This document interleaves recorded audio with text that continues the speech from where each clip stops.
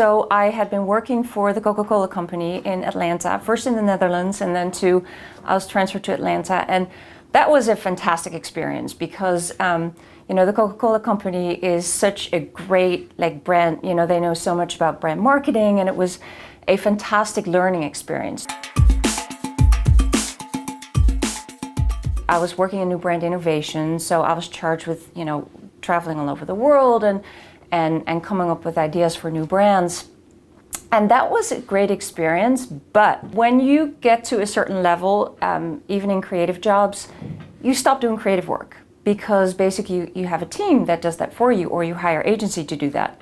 And I really missed doing the creative work, just rolling up my sleeves and, getting out paints and making things. I had always been a lover of children's books. I have a whole collection of children's books, and I had always been fascinated about some of the children's books that I'd come across. They combine beautiful illustration with, really strong writing and really great design, and I always felt that children's picture books were such a creative thing.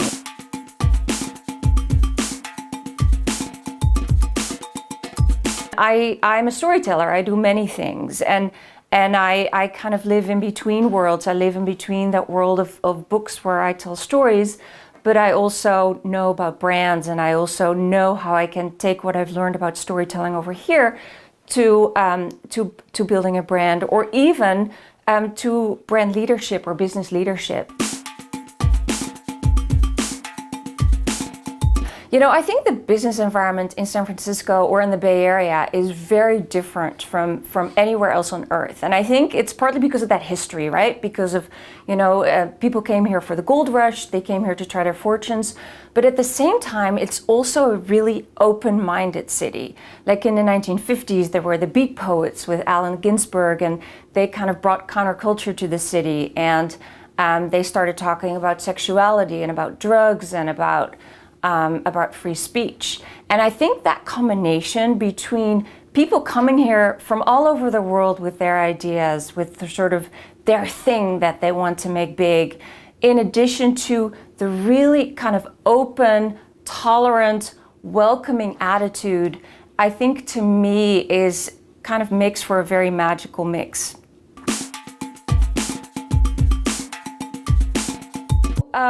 This is a great entrepreneurial climate, right? In the Bay Area, there's so many different startups over here, which for me is really interesting because I actually, even though I've worked on established brands, and that's kind of how I learned what I do, I prefer working with companies that are just getting started, because to me, that's where the excitement is, right? When there's nothing yet, when you literally have to go in and you have to think about, okay, what is this brand all about? Where did it start? What is its story?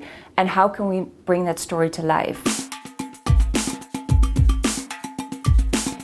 It didn't happen overnight. I sent out so many different portfolios and story ideas and letters. And I actually have a huge binder here full of these are all the rejection letters that I got. Literally hundreds of them. And but I believed in my idea. I believed in what I wanted to do. I believed that I had stories to tell. I believed that I had something to contribute. I stuck with it. So my advice is for entrepreneurs is if you have a good idea, if you believe in your idea, if you believe you have something to contribute, stick with it. And even if you're faced with rejection, even if you're faced with rejection over and over and over again, if your idea is good, eventually somebody will see it and it'll pay off. But you have to stick to your guns.